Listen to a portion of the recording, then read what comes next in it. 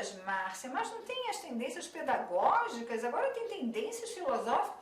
Tem, gente, tem tendências filosóficas também, são pouquinhas, então calma lá, confunde não.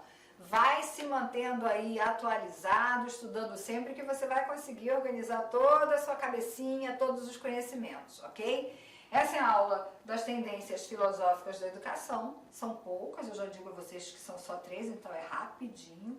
Eu vou te dar aqui as dicas principais, a partir dos slides, vamos conversar e você já sabe qual é o nosso movimento, né? Anota o que foi importante, faz o seu caderninho de anotações, depois você vai lá, dia a dia, aula tal, anotei isso aqui, no outro dia, aula tal, anotei isso aqui, aula tal, e você vai vendo. Quando sair o edital do concurso, você vai lá, pega as aulas, pega o seu caderno, assiste a aula. E é sempre assim, porque o processo de construção de conhecimento exige que você faça a sua parte, que você se debruce sobre o saber e que você amplie o que essa aula traz para você inicialmente, ok? Então vamos lá, tendências filosóficas da educação. Eu sou a professora Márcia Gil e vou conversar com vocês sobre esse assunto. Para começar, a gente tem que saber, mas o que é isso?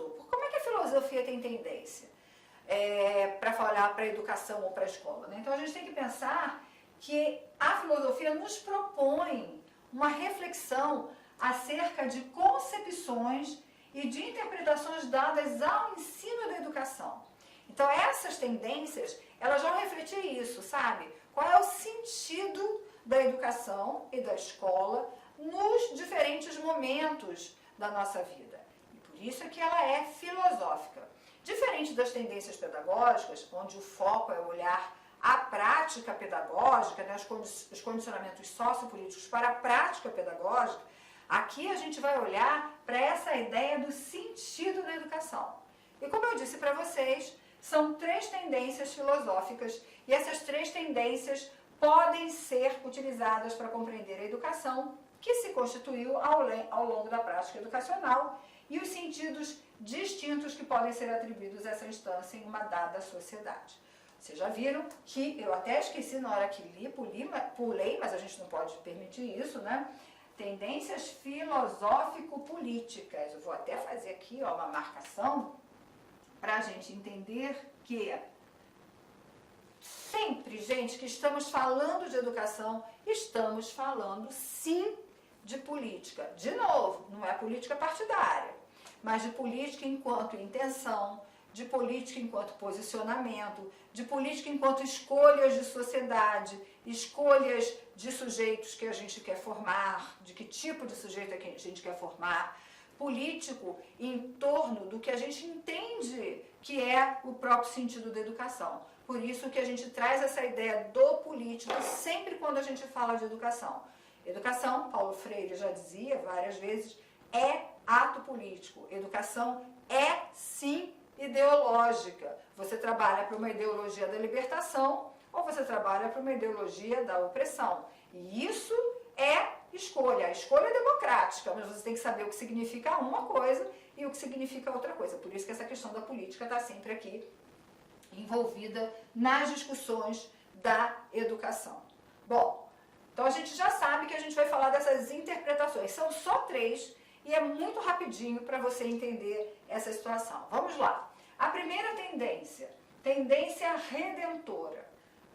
Presta atenção no que o nome está dizendo, né? Uma tendência é uma moda, alguma coisa que aconteceu durante muito tempo, uma prática, um olhar que dominou algum tempo, alguma coisa. Esta tendência de buscar o sentido da educação, ela está apoiada nessa ideia redentora. O que é essa ideia de redenção, né? De redentora? Pensa assim, ó, e tem o Cristo Redentor. O que é o Cristo Redentor, né? O Cristo Salvador? Então essa ideia redentora está muito associada a essa ideia salvadora. Essa ideia de olhar para a escola, olhar para a educação como aquela instância salvadora das pessoas. Então essa primeira tendência tem como exemplo a prática pedagógica de João Comênio. Olha lá de quando, gente? A gente está falando do século XVII, né? E tem uma visão não crítica, em que a educação serve apenas de adaptação dos indivíduos à sociedade. Ou seja, a escola está ali para ensinar esses indivíduos a se adaptarem à sociedade. A escola atua sobre a sociedade, é como se a escola estivesse assim acima da sociedade, atuando sobre ela, como uma instância corretora de seus desvios, e a organização da sociedade é tida como natural. Vou dar um exemplo dessa ideia, dessa tendência redentora. Lembra quando a gente tinha os reformatórios, os colégios internos, para onde eram enviados aqueles alunos mais rebeldes ou que tinham cometido algum ato infrator, seja alguma coisa assim? Então, nessa ideia de uma escola que vai corrigir esses desvios da humanidade. É lógico que aqui tem muito esse sentido religioso, né? A gente sabe que a história da educação traz essa perspectiva de uma história que também envolve a catequese, que também envolve a religião. Lembra que os jesuítas vieram para cá e a primeira coisa é pensar no processo de colonização. O processo de colonização é sempre um processo de aculturação. Eu colonizo o outro quando eu elimino a cultura do outro e faço o outro assumir a minha cultura. Isso é um processo de colonização. Então, neste processo de colonização, a ferramenta utilizada foi a educação, mas a educação religiosa, a educação de cunho religioso. Então, essa marca da religião na educação traz essa tendência de se pensar inicialmente as escolas como esse local para corrigir os rumos da sociedade, para corrigir aquilo que está errado. Tá? Então, Olá, meus amigos. Inicialmente eu peço desculpa para você, eu peço licença, pois interrompi seus estudos. Mas esse vídeo da Lá Concursos é um vídeo demonstrativo para todos aqueles que desejam fazer o concurso da Prefeitura de Barra do Bugres. É um vídeo demonstrativo para vocês conhecerem a qualidade do nosso curso. Gente, olha só, quer continuar assistindo essa videoaula? Você quer fazer o nosso curso completo? Cara, aqui é o melhor custo-benefício do mercado.